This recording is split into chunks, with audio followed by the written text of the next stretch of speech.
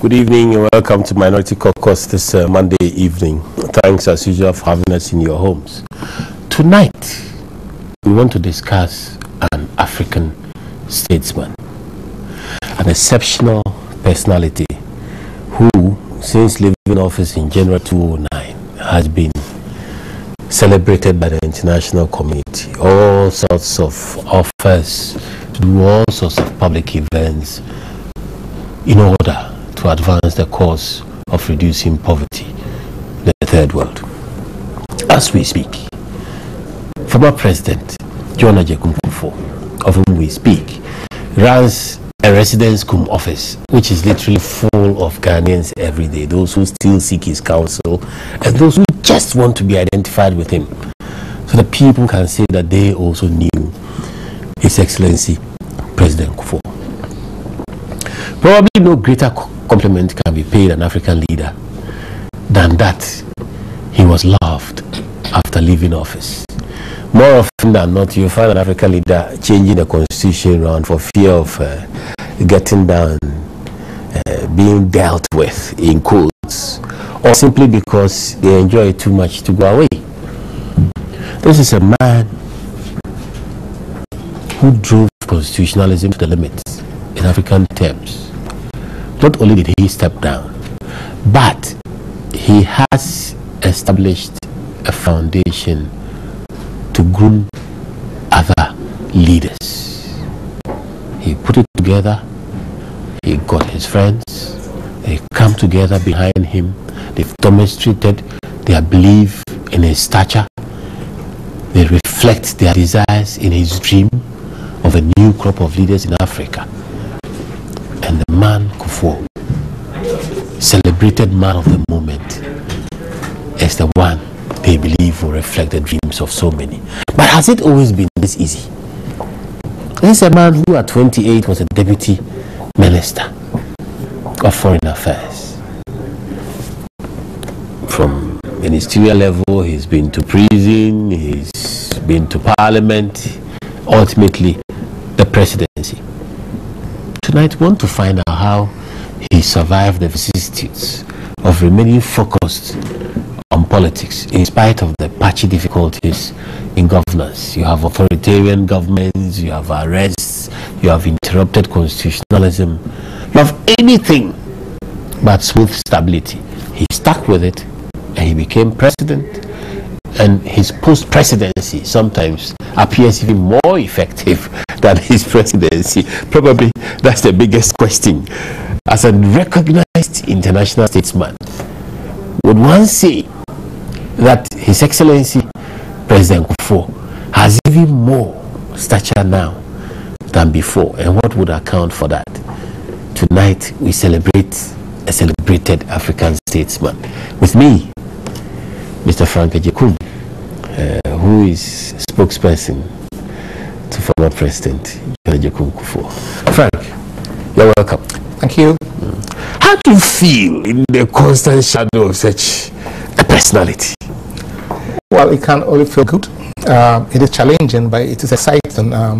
As you do realize, President Kufuor is a man of very many parts, a very deep thinker, and it's just exciting being with him. He is always on the go, and at times you wonder how come at his age, over 70 years, he's able to do all the things he does. I mean, reads deeply, listens very intensely, and for any question or any issue, he looks at it from so many dimensions, and it's amazing. I mean, just sitting down with him for 30 minutes, the kind of things you learn from him, it's tremendous. And so I have no doubt at all how he's able to achieve the things he achieved. And for the 8 years he ruled Ghana, the things he did, he realized he was very much prepared to assume the leadership of this country. So it's really exciting being with him. He's not even here in the studio, but the idea that I'm discussing him excites me. You see, I'm all smiles. Oh, that's great. You know, the launch of the John Kufuor Leadership Governance for Development Foundation. Is that the full name? Is that the proper name of it? The name of the foundation is the John Kufuor Foundation. The foundation is in two.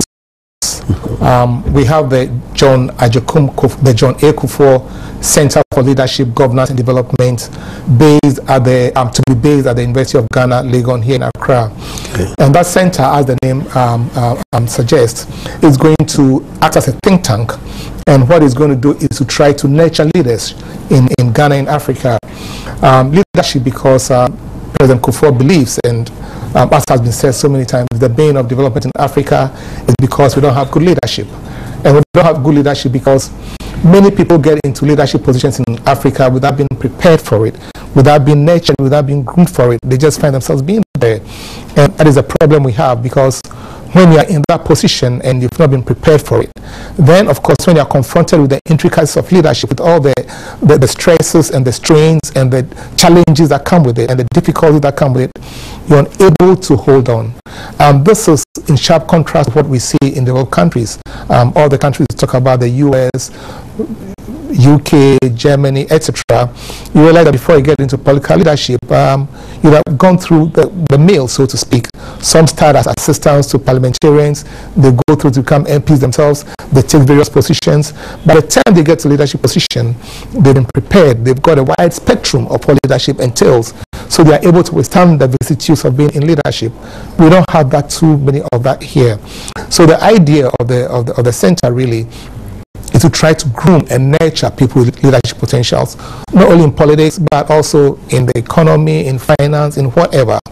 And having done that, the idea is that once you have a good leader, somebody who is has come through the mill and become a leader, is able to put in the policies and the projects and the programs that would therefore engender good governance. And through good governance, you're able to have the environment, so to speak, in terms of making sure that you have good economic policies, good political policies, good scientific policies, and etc., who generates development. You know, so the three themes of the center are really interlinked, and they are seen to create a symbiotic synergy, in the sense that they are able to, one flows into the other, and then provide a well-rounded leader for Ghana and for Africa. And I'm saying that it's not only going to be in politics, it's going to be in whatever field you choose.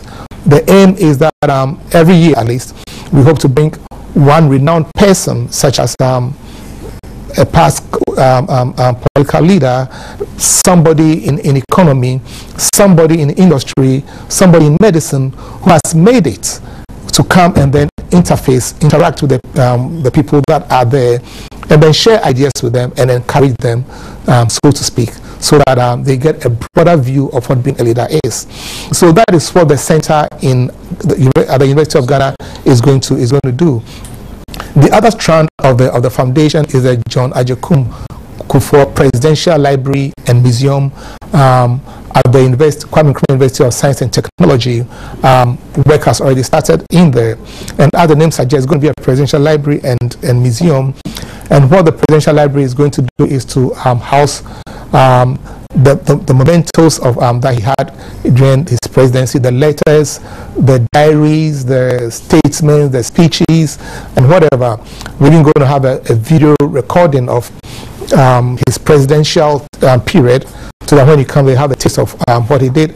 It's even going to also maybe the first suit he wore in office, or even the kente yes, or the one he wore at the swearing ceremony. Maybe the last shirt he wore in office, the last pair of shoes. So they're all going to be kept in there, so that for future generation, it's going to be something to look up to. And the library is also going to contain other letters and documents and mementos from other presidents from across the world who have expressed their interest in supporting the library. The museum is going to be a museum which will also house his artifacts and some of the gifts he had during his presidency and all those stuff.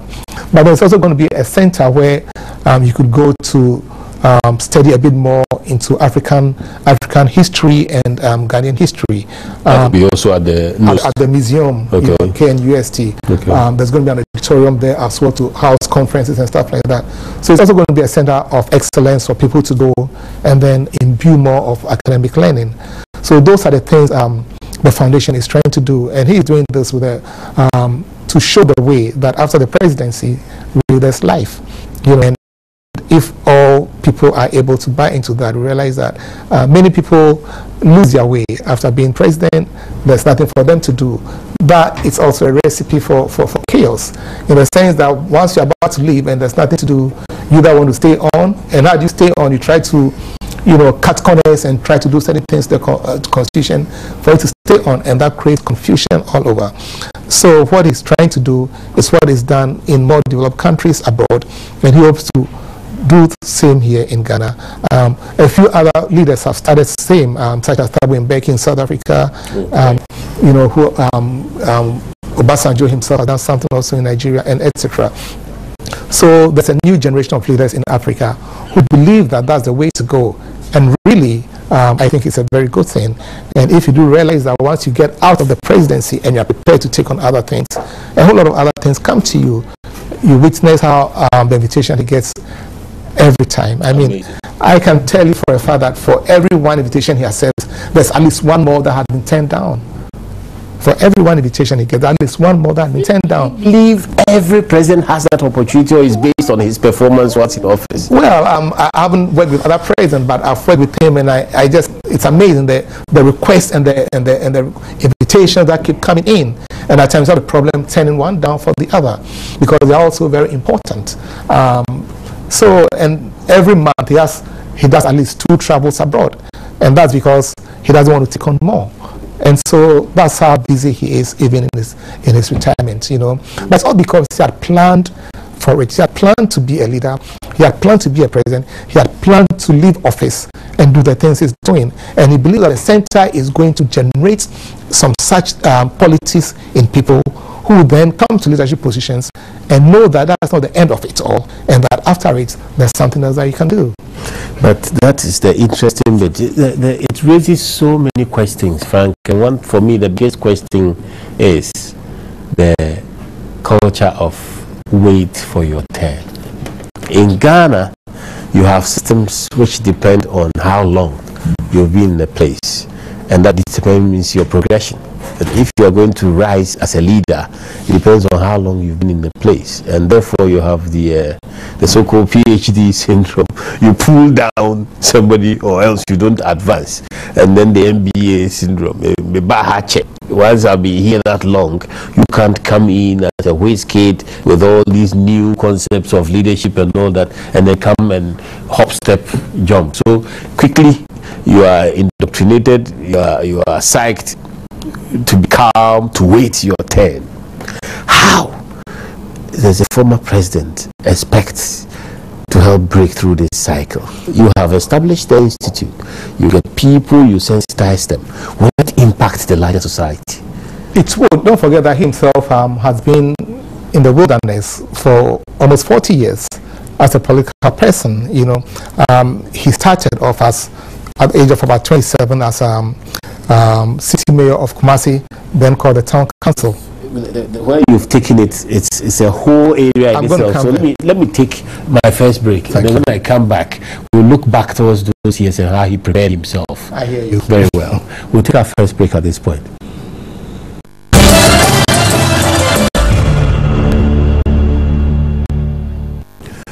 Welcome back to Minority Caucus. Tonight we are celebrating an African statesman, former President John A. Kufuor. And with me in the studio, Mr. Frank Ajekum, who is his spokesperson. And essentially we are discussing what motivates a former president and whether his ideas, his vision, as actualized in the recent foundation, are capable of impacting the Ghanaian bureaucracy and changing things. Frank, since 28, he's been in government. That's right. First as the Kumasi town councillor, that's the equivalent of the mayor of Kumasi today. Moved on from there to become, at a very early age, Deputy Prime Minister of Ghana. From there, he's been to prison. He's been an opposition leader. He's been in Parliament twice. Opposition leader in Parliament. In Parliament. He's been in prison twice or so. He's been with constitutional review commissions about 2 times already. And he's lately, before he became the president, I mean, really held together the NPP in opposition and brought it to power. That was no mean feat. And, you know, this has traveled about 40 years or so of his life. And it's all because of the tenacity in him, of the belief that if he was able to stay the course, he'll be able to make it someday. And as fate will have it, he did make it. So he believes that everybody would have their turn. But then it's not to say, look, let's all stand in one line and then you go one after the other. It also depends. That mentality exists. No, but it also depends on merit. You know, don't forget that even as we talk about waiting for your turn, we look for merit, because it's not everybody who is waiting their turn who is able to assume leadership position. You know, so it both merit and the ability to stay the course, you know, and what you've exhibited. But I believe that we're in this position because our democracy is still very new. It will come a time when it's very easy to pinpoint who is going to be a leader from the mix of things going. But as it is, yes, he's been through it. Others are going through it, and others will have to go through it. And the very purpose of the center is to show that you just don't get up one day and say you want to be a leader. You have to go through the mill, so to speak, so that by the time you get there, you are well-rounded, you are well decided. You know, you are clear in your mind what you want to achieve as a leader. When he came into leadership position, he had his agenda straight. I've heard people say that in his first 3 years or so he didn't achieve anything, but forget that. Soon as he came into office, he took the country to HIPIC. Yes. That was a clear, decisive action, absolutely a decisive policy statement as to where we are going to go. Yes. Right then, he enunciated the 5 pillars of his governance, of his government. That is increased agricultural growth, social service, and all those things. Yes. So he had given us the pillars around which the economy of business exactly was going to governance. Exactly. He had given the pillars around which his government was going to grow. And all the subsequent things did reflect the pillars that he enunciated in his first term, in his first year. So for people who say that he did nothing, they forget that he had laid the basis. And unless you lay the basis right, you're able to get to where you did get. And for once in our country, when he was there, we were able to go to other international markets to source for money. I mean, that is no mean achievement. Many countries want to do that. They're not able to do that because they don't have the capacity to do it. But we're able to do it. For the first time in Sub-Saharan Africa, a country was able to win itself of tutelage of IMF, World Bank. Yeah. That's no mean achievement. You know, how do you do it? From HIPIC to winning oneself off. I mean, and the best of all, from HIPIC to the time he was getting out of power to a middle-income status country. You know, so it was because of planning. It was because of strategy. It was because he was prepared to be what he was and to do the things that he did. That's how he got to where he is. And it's because he's prepared for his retirement as president, he's able to do the things that he's doing now. So that the center really is trying to blend all these things together, mold people in a way to enable them also to carry on, so to speak, from where he had left. And so then the doors are open for all to have a good life, because one thing about him is his humanity, humility, you know, his belief in the common goodness of all humanity, and that, look, life is there for us. We can all have a part to play. You don't have to try to close up somebody, restrict somebody, and say that you are the only one who can. No, he believes that all of us can have a good part to play. And in doing so, we must be prepared to play it, because that's the only way we are able to play it well. So that's the man, J. Kufuor. But he's heavily accused of probably not having fostered the same leadership syndrome when in power, because many are those who say that he relied too much on the people he knew, which meant that they were probably as old as he was, and that you didn't find youth being built up in his regime. Was there succession planning, effective succession planning? Well, you know, there are people he's been with all these years, and these people, for whatever you say, were competent people. Yes, they were people who were capable. Definitely. So the age factor does not really come in. You know, once you are competent, you are able to do the things that you have to do. And don't let's forget that in all these things also loyalty is important, because that's the only way you get things done. If you are a loyal person who's also competent, then of course you can kill two birds with one stone.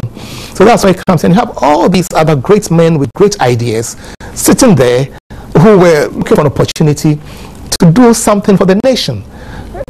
Do you see because of their age? No. And you saw the kind of progress we made because of the great brains that came along who helped him join forces with him to achieve the things that we achieved. So then, of course, there were younger ones in there as well. So you mean succession planning does not necessarily mean replacing with youth? Not necessarily. Youth has an important role to play. Yes. But then even the youth have to fight their way with the elderly. Because you can, not all the elderly, for instance, can assume leadership positions. You can have a young man. That's why, you have Cameron. How old is he?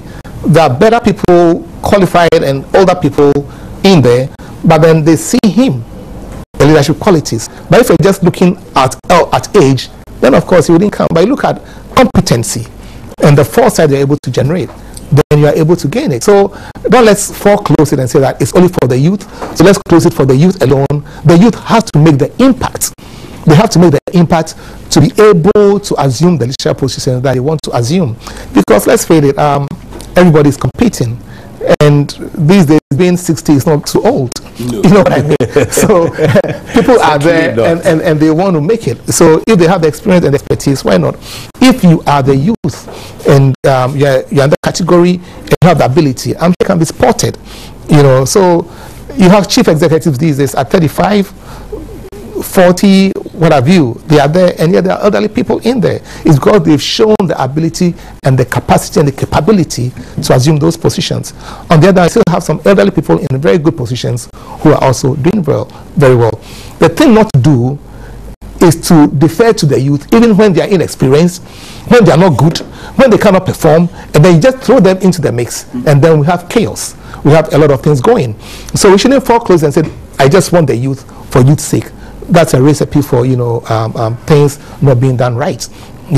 So having said that, he has gone through the mill, and you can see today he's got so many associations that he's member of. People keep inviting him to join one organization or the other, one international body or the other. The World Bank recently selected about 12 eminent persons to review the operations of the bank, and President Kufuor was one of the World Bank. Yeah, the World Bank. Yes, that's new. And he was the only African in the whole mix, and these were very men of great repute that have been chosen from all over the world, and he was there. He's been invited. He's now a member of the Madrid Club, and the Madrid Club, as you well know, is the largest democratic organization, largest grouping of former democratic government presidents or leaders in the world, and you only get there by invitation. So your credentials would speak for whether you're a member or not. Not everybody who has been a former head of state is a member of the Madrid Club, but he is a member of the Madrid Club. This is different from the Boston. Oh yes, it's different. The from Boston one is more or less for African presidents. Exactly. The Boston Forum is for African presidents, where African leaders meet once in a year or so, or every 2 years, to brainstorm. To brainstorm on various issues. No, but the Madrid Club is worldwide. It's based in Spain, of course, and you can only join by invitation. And they have the Clintons, the Gorbachev, the Blairs, and stuff like that. And he's there. And I'm saying that you don't apply to be there. You are chosen and selected to be part of it, and it's your credentials that make you to be chosen or not. So he is the he's president of the Alliance for Africa, which is an Italian initiative, and that is supposed to be dealing with awareness creation in terms of civil liberties, trying to look at schools and health matters in Africa. He's on the board of governance of the Brenthurst Institute in South Africa, and that's also a think tank that meets every now and then to think about world affairs and the way forward for Africa. There's so many of them coming up every now and then. He's, of course, the chairperson of the Interpeace, and Interpeace is the world's largest peace organization supported by the UN. And until recently, before him, the president was Atta-adoosi, the Nobel laureate, who was prime minister. And he succeeded him, and this is the first time anybody from Africa, in fact they say that is the first time anybody from the Southern Hemisphere has assumed the chairmanship of Interpeace. So it keeps going on and on and on and on, you know. So that tells you how preparation and how planning can do, and you know. Focus can do. Focus. So he did not have a problem at all getting down from office. He knew he was not going to spend one more day in office when his time was up. And that's what he thinks that everybody should do. He wasn't going to spend longer than an extra day in office, so he planned for that. Let me take these text messages. This one says, Yao, Ghana is the winner if statesmen like former President Kufuor and Rawlings are to coexist and share experiences of their presidencies for the majority of Ghanaians. Former President Kufuor is raising the bar for statesmanship in Ghana. We pray the current relationship between our former presidents will last forever. That's from Nana. President Kufuor is the best president that Ghana has got after Osagyefo. This is a leader who has vision. From Pa. Yao, Jack is superb. We applaud him for making our tradition proud. I have a serious concern, Yao. When is the computer placement of our awards getting ready? He asks them for me. I think you're asking it already. Adie Pena, Chumesiwa Mensa. Jack is a man with vision. We all need to pray for long life for him and do more for Mother Ghana. Mr. Buabin, as for President Kufuor, we like him. We love him. In fact, he's a true statesman. It is only unfortunate we can't give him another term. In fact, he is next after Nkrumah, and another will be next after President Kufuor. Long live Ghana, long live Kufuor. From Dixon in Laura. Kufuor is an indisputable asset to the nation. Most of us youth observe him for emulation. He is an excellent leader, and may God bless Ghana with hundreds more of his kind to Ghana and Africa as a whole. Mutari Mohammed from Yendi. Dukulu says, Kufuor should be very grateful to Professor Ivan Satamil for not being diabolical and vindictive. When UDS wished to honor Chairman Rawlings, his government miraculously objected to this move and prevented an autonomous body, the UDS, to succumb to pressure. It was bad governance, and he needs to come out and apologize to Ghanaians and Chairman Rawlings. We'll take our second break at this point. When we come back, we continue to celebrate that African statesman.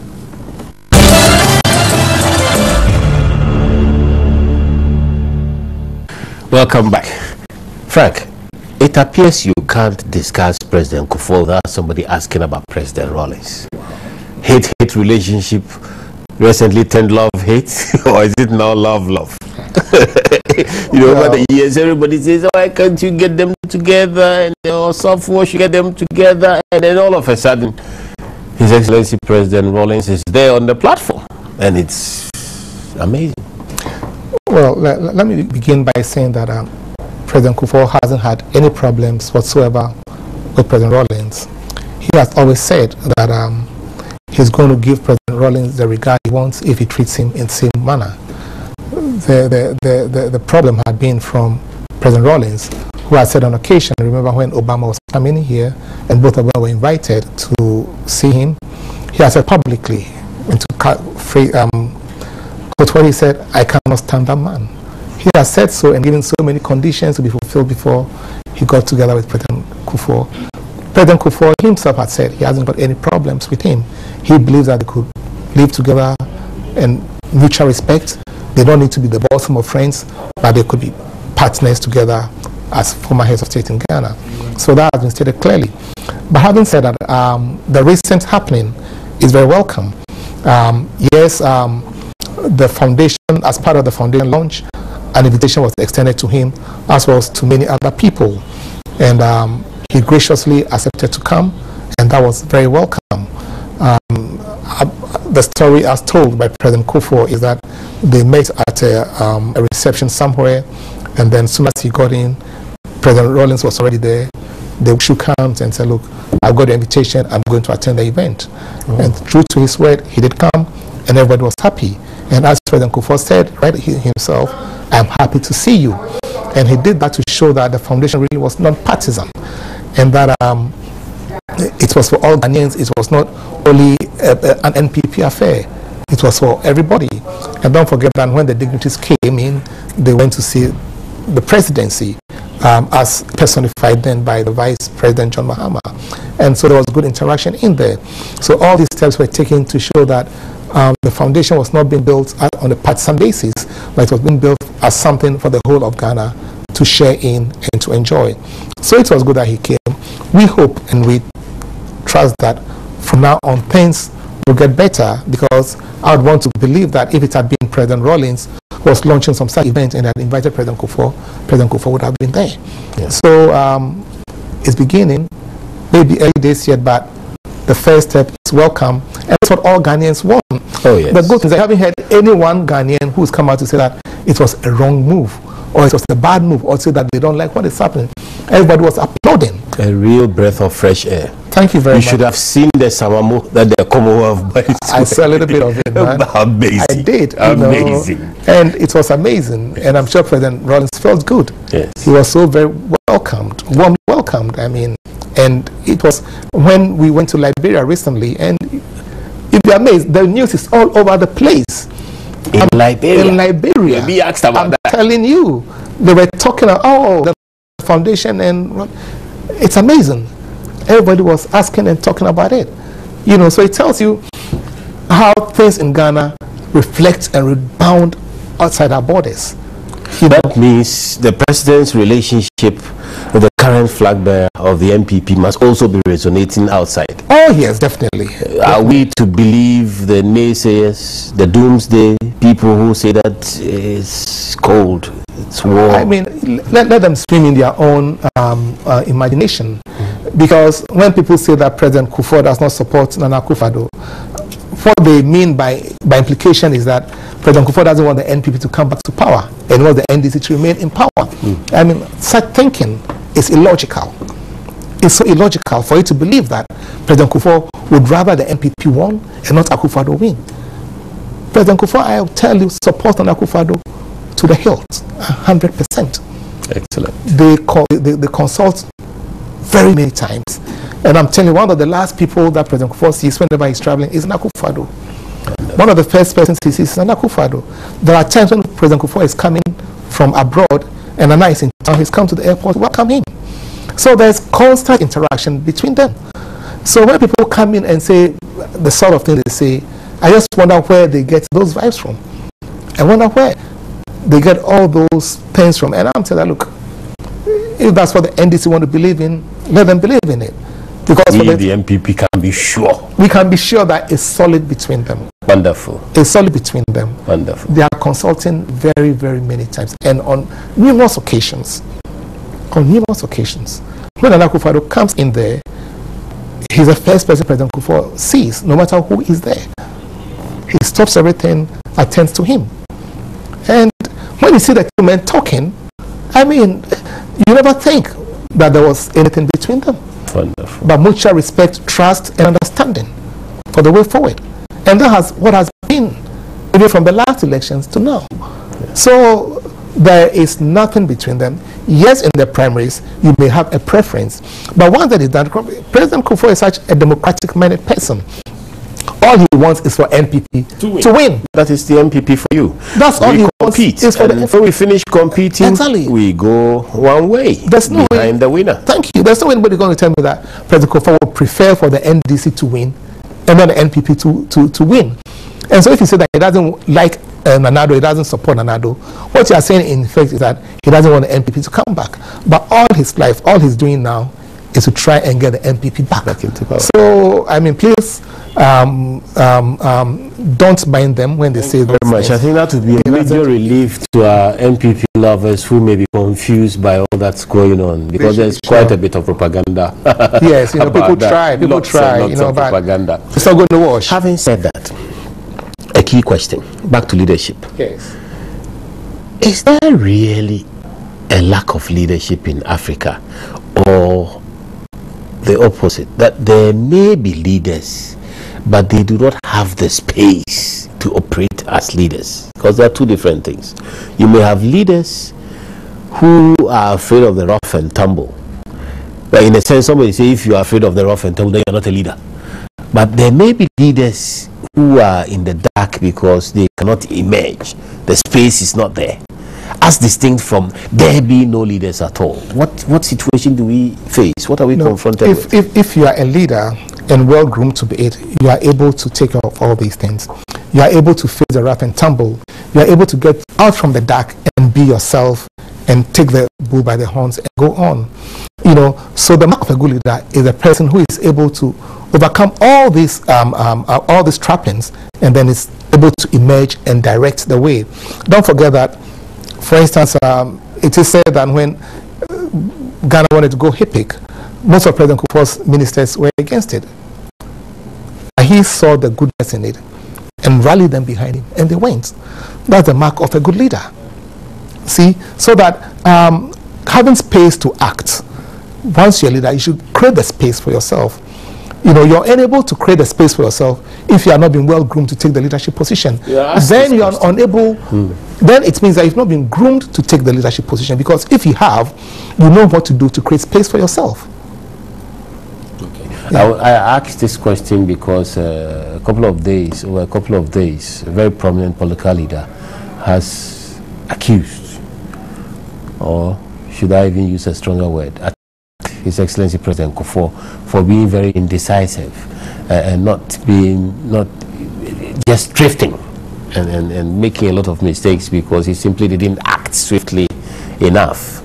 I would say the president doesn't know what he's talking about. I mean, anybody in the cabinet there, President Kufuor, would know how very much hands-on person he was, how very much he took decisions by himself when he believed in it. I mean, take for instance the redenomination. He says the governor of the Bank of Ghana, when he wanted to go, he said no until he was convinced himself. That's when he gave the go-ahead. Nobody dictated to him what to do and when to do it.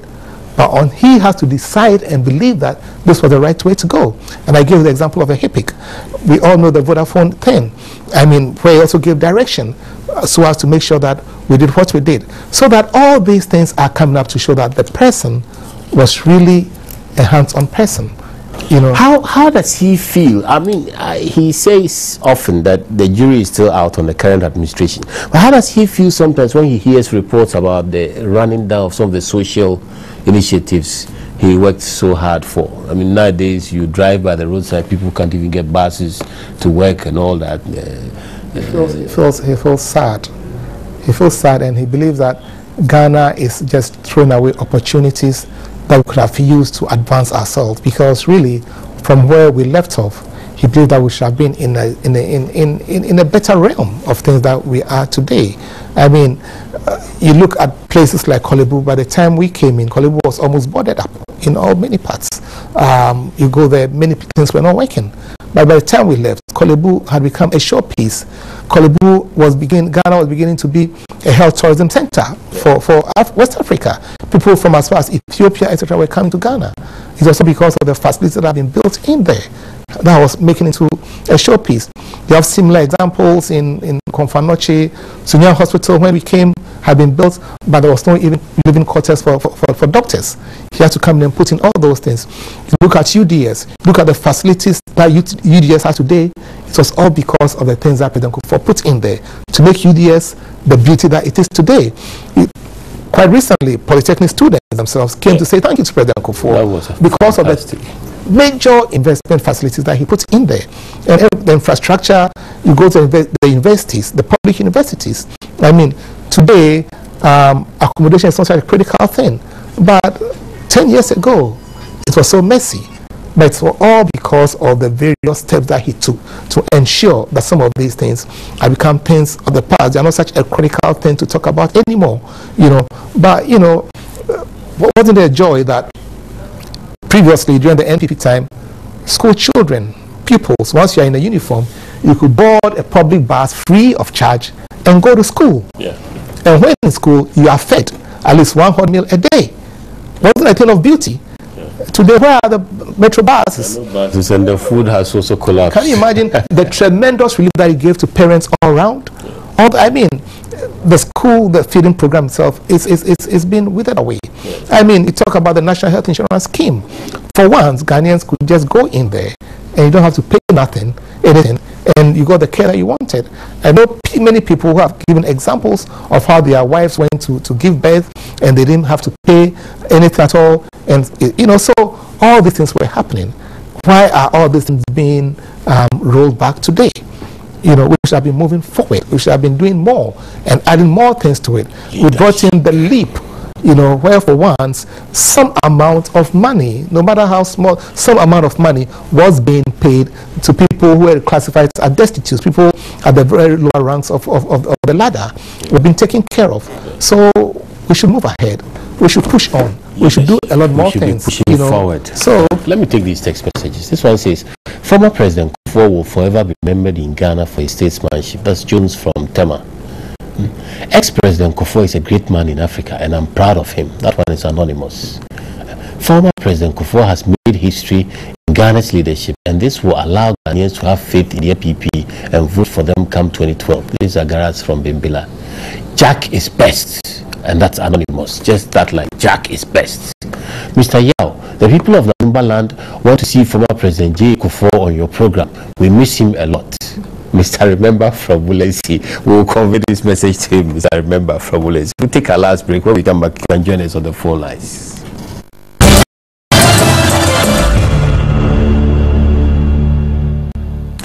Welcome back. Join us 0302 211 701 or 702. 0302 211 701 or 702.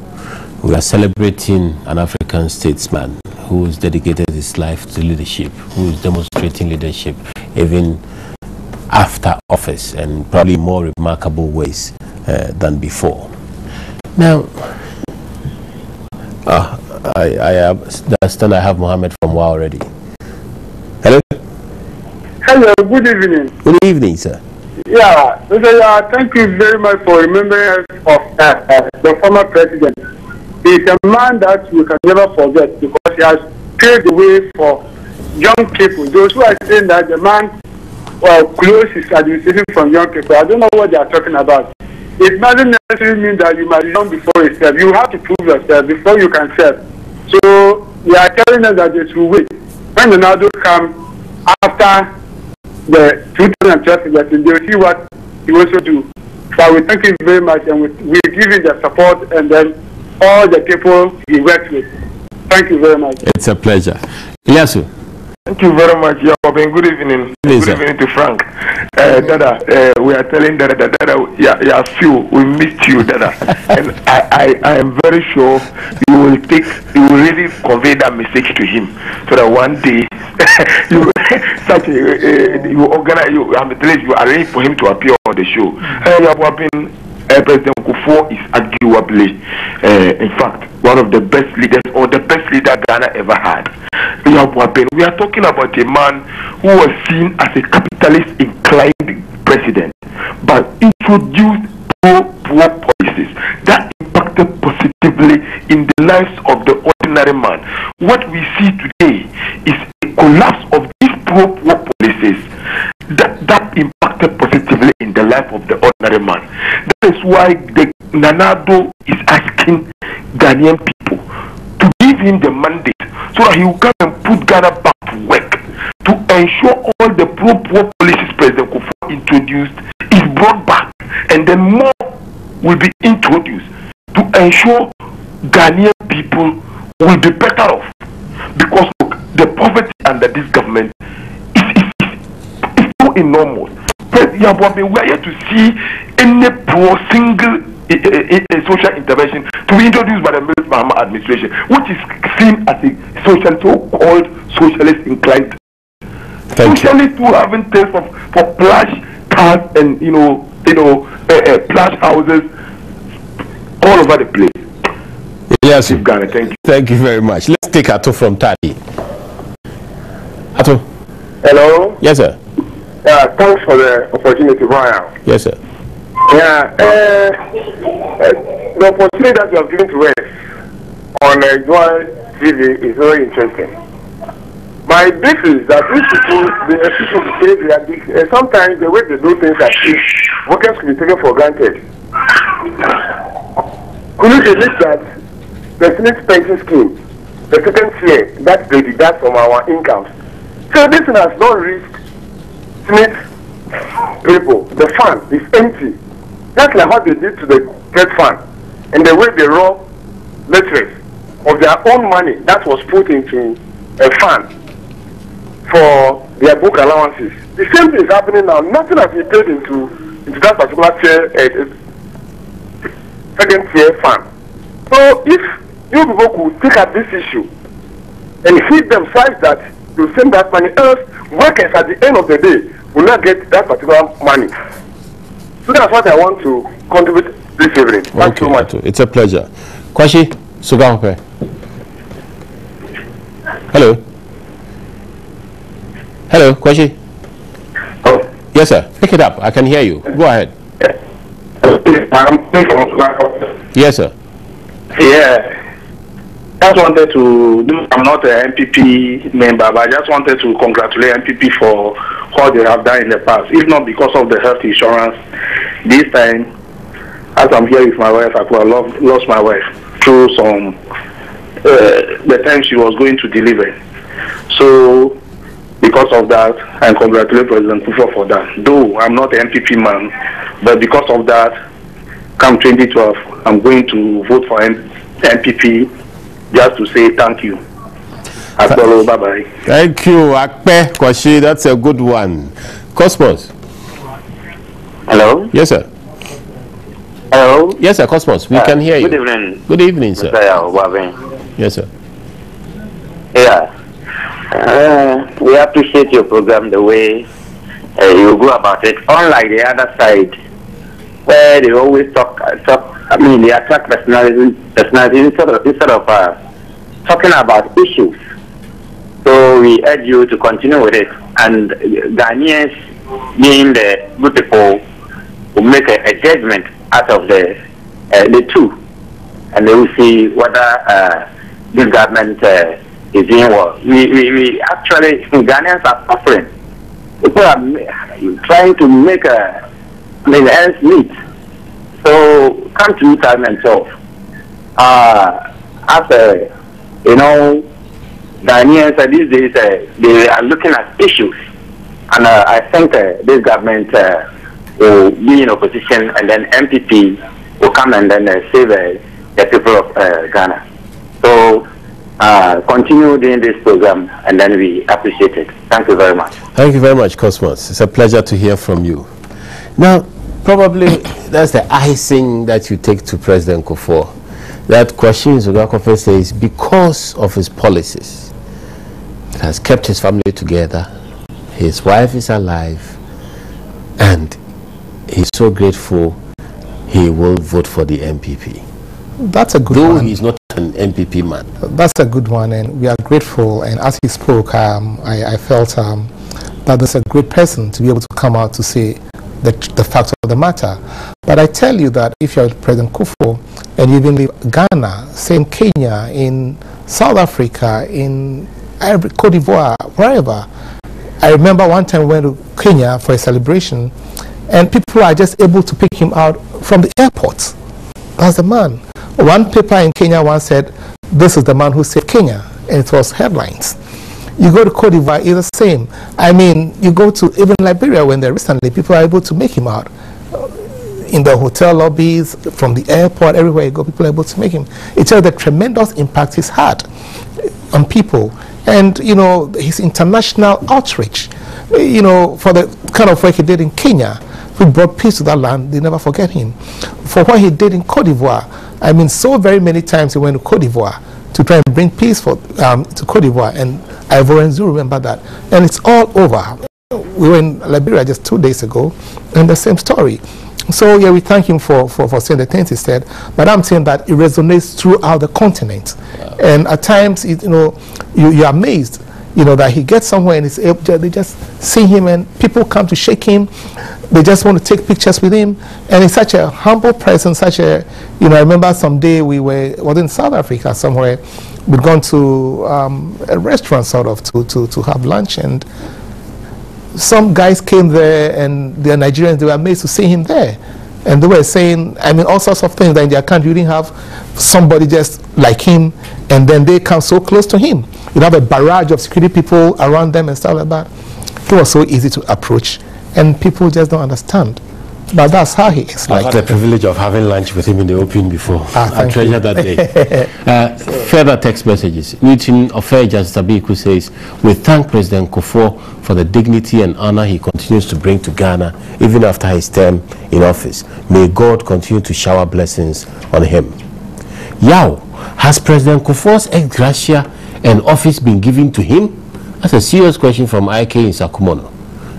I normally admire the way former President Kufuor smiles. That's AA. President Kufuor has made Ghana proud. I want him to help Nana Addo to win the 2012 election. That's from Anonymous. It's a message for you. Long live John Kufuor. We pray that you continue to inspire the youth of this nation with your good leadership skill, and we hope Nana will follow your good deeds. This is from Nana Tuahini in Kumasi.